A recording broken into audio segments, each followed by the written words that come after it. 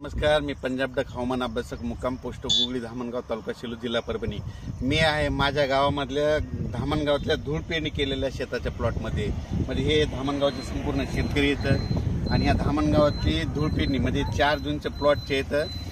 4 जूनच्या धूळ पेरणीमधली हा कापूसाचं पीक या ठिकाणी आलेलं आहे। तर या ठिकाणाहून आज तुम्हाला अंदाज येत आहे। सर्व शेतकऱ्याला सांगू इच्छितो आज 27 म्हणजे आज रात्रीपासून 27, 28, 29, 30 राज्यात पुन्हा आणखीन पावसाचा जोर वाढणार आहे, म्हणून हा अंदाज लक्षात द्यायचा आहे। सर्व शेतकऱ्याला सांगू इच्छितो की राज्यामध्ये जवळपास 5 ऑगस्ट पर्यंत असाच पाऊस राहणार आहे, दररोज भाग बदलत पडणार आहे। म्हणून शेतकऱ्यांनी काय करायचं, जशी वेळ भेटेल तशी तुम्ही फवारणीची तयारी करा। समजा तुम्हाला थोडं 4-5 तास वेळ भेटला तर तितक्या तुम्ही तुमची पेरणी करून घ्या, म्हणून ह्या अंदाज सांगत आहे।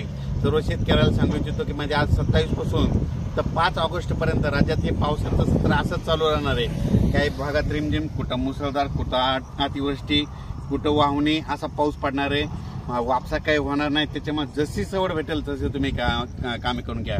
आणि परत एक शेतकऱ्याची सांगायचं की शेतकऱ्याचे काय झालं, खूप शेतकऱ्याचे फोन आले, मग राज्यातले आता धरणं भरणार आहेत का नाही। खास करून सर्व शेतकऱ्याला सांगू इच्छितो की आपलं जायकवाडी धरण म्हणजे मराठवाड्याची तहान भागवणारं जायकवाडी धरण हे धरण भरणार आहे का नाही म्हणून बऱ्याच जणांचे फोन आले। तर सर्व शेतकऱ्याला सांगू इच्छितो की जायकवाडी धरण देखील यावर्षी भरणार आहे, म्हणून ही देखील त्यांच्यासाठी आनंदाची बातमी। त्याच्यानंतर सांगायचं येलदरी धरण हे देखील म्हणजे धरण भरणार आहे, कारण की सप्टेंबर ऑक्टोबरमध्ये तर सरासरीपेक्षा जास्त पाऊस पडणार आहे, म्हणून हे सगळ्या धरणामध्ये आवक येणार आहे आणि हे सगळं भरणार आहे। आणि शेतकऱ्यासाठी ही खूप आनंदाची बातमी।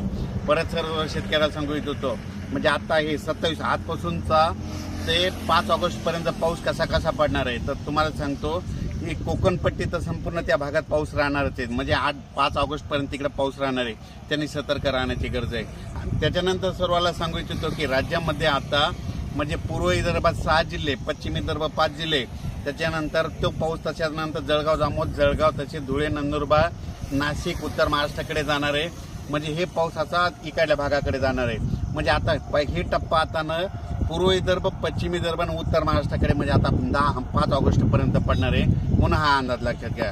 अचानक वातावरणात बदल झाला तर लगेच एक मेसेज दिला जाईल, पण सर्व शेतकऱ्याला सांगतो जशी एकदम असं राज्यावर ऊन पडणारच नाही, म्हणून तुम्ही जशी वेळ भेटेल तसं तुम्ही शेतीचे कामे करून घ्या।